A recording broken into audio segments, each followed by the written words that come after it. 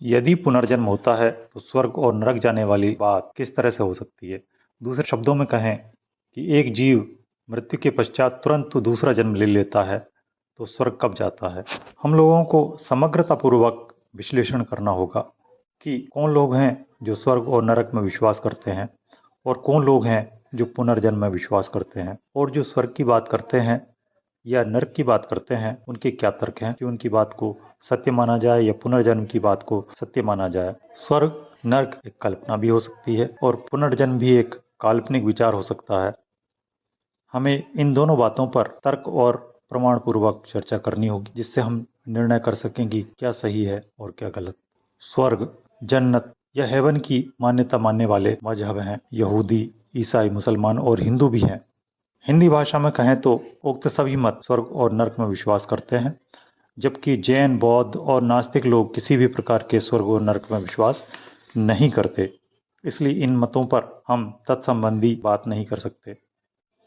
यहूदियत, ईसाइयत और इस्लाम में अपने अपने पैगंबर हैं जिनके कथन के अनुसार लोग उनकी वाणी को सत्य मानकर स्वर्ग और नरक की मान्यता को मान्यता देते हैं।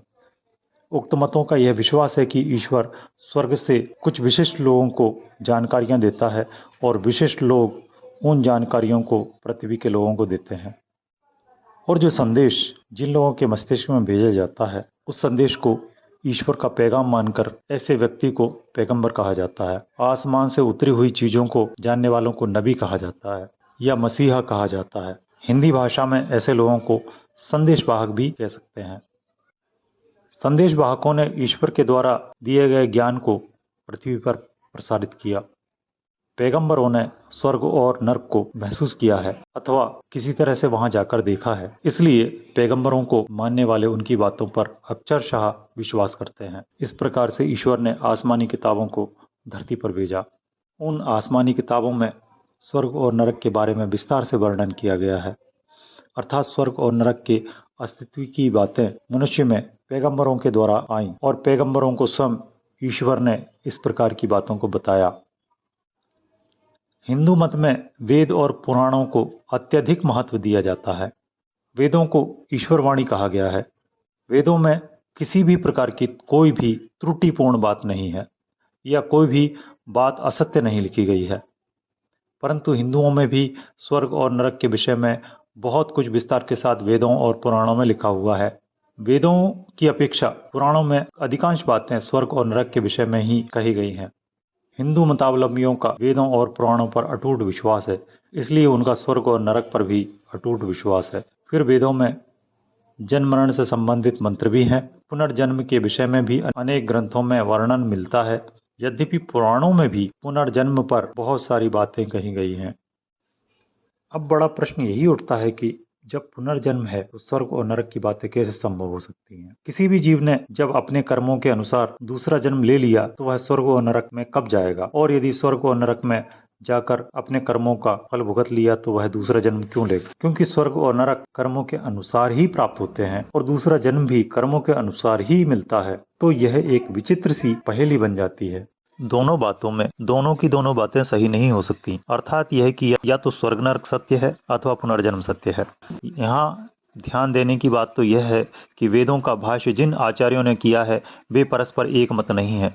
यह बात निर्विवादित रूप से सत्य है कि सबसे प्राचीन ज्ञान की कोई पुस्तक यदि है तो वो वेद ही है। वेदों से पूर्व कोई ग्रंथ या शास्त्र प्राप्त नहीं हुआ है। स्वर्ग और नरक शब्द भी सबसे पहले वेदों से ही आए हैं, परंतु विश्लेषण करने पर यह पाया गया है कि वेदों में जो स्वर्ग शब्द आया है वह मनुष्य जीवन के लिए है, अर्थात मनुष्य जीवन स्वर्गिक जीवन है और मनुष्य के अतिरिक्त जीवन नारकिक जीवन है। यहाँ जन्म विशेष को स्वर्ग और नरक कहा गया है, जबकि पश्चिमी मतों में और पुराणों में भी स्वर्ग और नरक को स्थान विशेष कहा गया है। पुराणों से पूर्व के जितने भी शास्त्र हैं उनमें भी जन्म विशेष को ही स्वर्ग और नरक कहा गया है, या यूं कहें कि पुराणों के समकक्ष माने जाने वाले शास्त्रों में नरक और स्वर्ग को स्थान विशेष ही कहा गया है। सामायिक रूप से तुलनात्मक दृष्टि से देखा जाए तो महाभारत से पूर्व के जितने भी शास्त्र हैं उनमें विशेष रूप से उनमें जन्म विशेष को ही स्वर्ग और नरक कहा गया है, जबकि महाभारत के बाद वाले शास्त्रों में स्वर्ग नरक को स्थान विशेष कहा गया है। स्थान विशेष में स्वर्ग या नरक के होने की संभावना किसी भी प्रकार से प्रमाणित नहीं की जा सकती।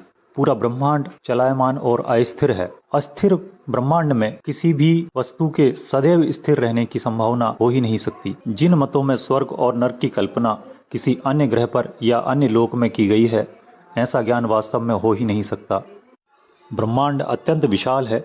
इसके एक छोर से दूसरे छोर तक किसी भी प्रकार के संदेश को ले जाना, प्रकाश की गति से अधिक तीव्रता से ले जाना संभव ही नहीं है। यदि आकाश में ऐसा संदेश एक छोर से दूसरे छोर तक ले जाना संभव हो तो भी इसके लिए लाखों वर्षों का समय चाहिए। इसलिए ईश्वर से संदेश प्राप्त करना और उसको पुनः पृथ्वी पर प्रसारित कर देना दोनों ही प्रकार से असंभव है।